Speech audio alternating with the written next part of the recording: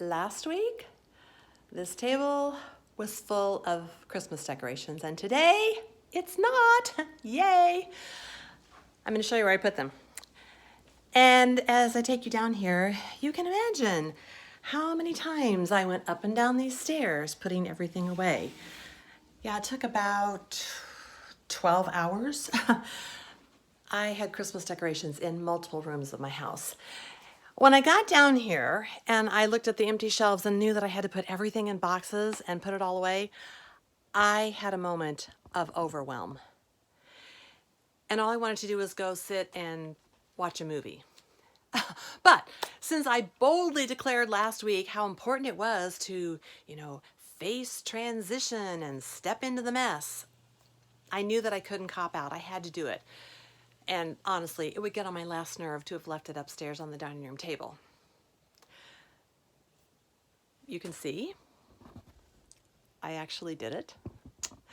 As I figured out how I kind of broke it down to complete the task, I realized it started with thoughts. And yeah, the first one was one of overwhelm. But that was followed with, okay, wait a minute. I can do this. And then those thoughts had to be followed with actions. So my first action was to roll up the rolls of wrapping paper and put them in that box.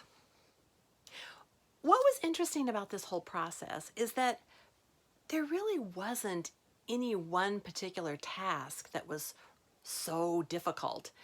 It was just the sheer number of things that I needed to do that made it seem so big because it took a lot of time.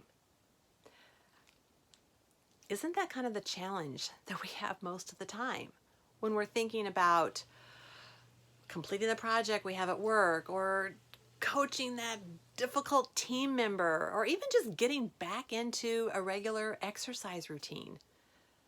We know that it's not a one and done, that to get the results we want, it's got to be something consistent over time. And often we can let the magnitude of the big result keep us from seeing the power of taking those small, consistent steps. The law of the Big Mo talks about how you don't get momentum started by doing something big. It's by having those small, quick wins, like rolling up the wrapping paper. Whatever the results are that you're wanting in this new big year, in your business, with your team, even in your own life, I just want to encourage you. Focusing on and then taking many small steps, that's what leads to the great change. That's my perspective this Friday. I'm Amy Barg. Living large.